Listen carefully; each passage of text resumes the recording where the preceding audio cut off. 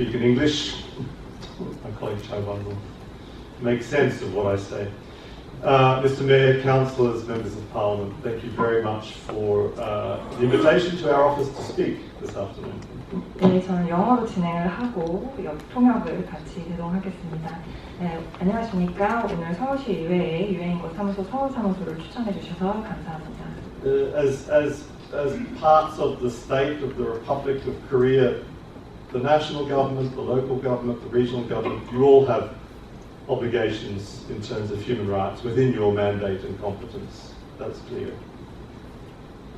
네, 그 정부의 중앙, 지역, 지방 기관들은 모두 대한민국의 국가 주체로서 주어진 위임 권한과 역량 내에서 인권을 존중하고 보호하며 또 실현할 의무가 있습니다. I've got to say that the Seoul Metropolitan Council is giving a great example by this event this afternoon. 서울시의회는 오늘과 같은 자리를 마련하면서 이렇게 큰 모범을 보이고 있다고 생각을 합니다.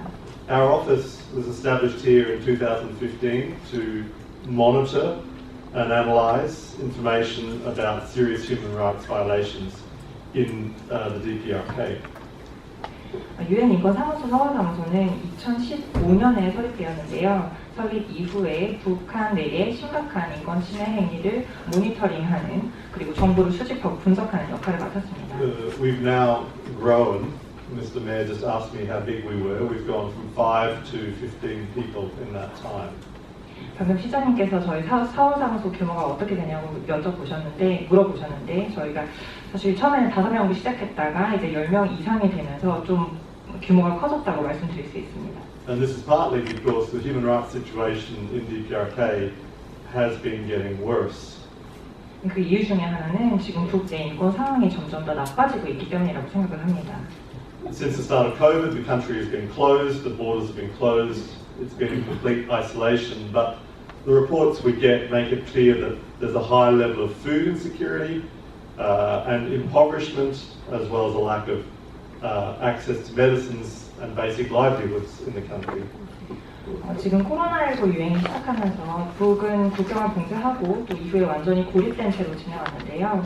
저희가 다양한 출처로부터 이제 정보를 또 소식을 전해 듣고 있는데 그 소식에 의하면 이제 북 내의 식량 안보나 빈곤 상황도 굉장히 심각하고 또 의약품이나 생계 접근이 어렵다는 소식도 전해 듣고 있습니다. We also see that the authorities have used the isolation to strengthen measures to prevent access to information from the outside world, particularly information from the Republic of Korea.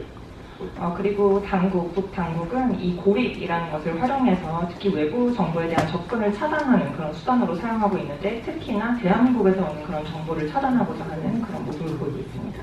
This year we mark the 75th anniversary of the Universal Declaration of Human Rights, which provides a framework for universal rights everywhere around the world. 올해는 세계 인권선언 75주년을 맞이하는 해인데요. 세계 인권선언은 누구나 어디서든 누리는 그 인권의 중요성을 되새길 수 있는 발판을 제공합니다. It's particularly important for North Korea, the DPRK, because that's where the rights of people have been violated for many decades and continue to be violated without any accountability. 그리고 이것은 특히나 그 북의 맥락에서는 중요하다고 생각을 하는데요. 그 이유는 그 북 주민의 권리는 수십 년간 책임 규명의 부재 속에서 침해되어 왔고 또 여전히 침해되고 있기 때문입니다. We hope to celebrate this year that anniversary, and it also, how shall I say, it fits well with the government's focus on universal values. 그래서 말씀드린 것처럼 올해 세계 인권 선언 75주년을 맞이하고 또 대한민국 정부가 추구하는 그런 보편적인 가치와도 잘 맞아 떨어진다고 생각을 합니다. Korea is a leader, one of the leaders in terms of cities and human rights. You have the World Human Rights Cities Forum and events like this. 대한민국의 도시들은 특히 여러 가지 면에서 그 인권과 도시 방면에서 굉장히 세계를 선도하고 있다고 생각을 하는데요. 세계 인권 도시 포럼 같은 행사도 있었고 또 오늘과 같은 자리를 통해서도 이렇게 세계를 선도하고 있다고 생각을 합니다. So let me offer 3 short suggestions for the future. 앞으로 나아가는 방향에 있어서 3가지 정도를 제시하고 싶습니다. One is that the Seoul metropolitan area has 64% of the 33,000 North Korean SVPs in the Republic. 우선 말씀드리고 싶은 점은 이제 북을 이탈해서 대한민국에 입국한 33,000명을 웃도는 북 이탈자 중에서 약 64%가 수도권에 거주하고 있다는 점입니다. The government provides a lot of support to those escapees, but there's more that can be done dealing with inequality and discrimination. 물론 이제 이미 중앙 정부가 이탈자들 정착이나 통합 같은 것을 지원하고 있지만 불평등이나 차별을 해소하기 위해서 앞으로 더 할 수 있는 일이 많다고 생각을 합니다. The local governments can also play a role by raising awareness of their populations of what's going on in North Korea. 그리고 지방자치단체들은 지역 주민들의 인식, 그러니까 북한 내 인권 상황에 대한 인식을 제고하는 데에 또 큰 역할을 할 수 있다고 생각을 합니다.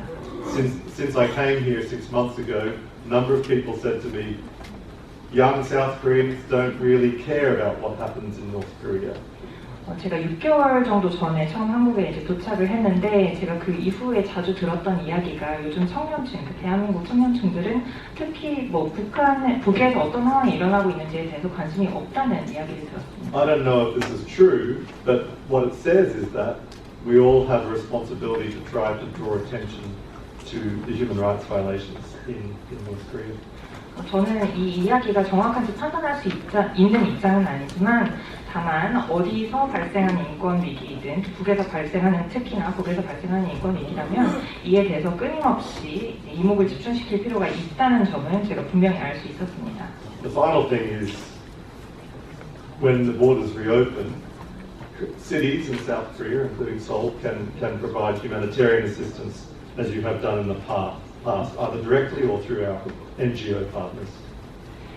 그리고 만약에 이제 국경을 다시 개방한다면 서울시를 포함한 대한민국의 도시들이 과거에 그래 왔던 것처럼 이제 북 주민에게 인도적 지원을 제공할 수 있을 것이라고 생각하는데요. 직접 제공을 할 수도 있고 또는 북에서 활동하는 비정부 기구들을 통해서 제공할 수 있을 것이라고 생각을 합니다.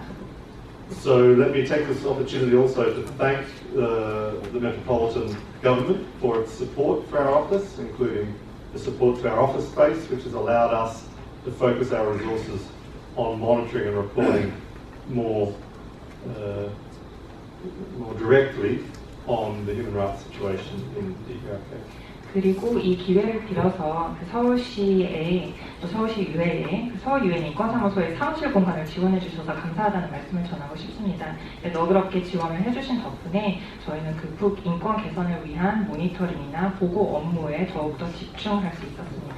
감사합니다. 네, 감사합니다.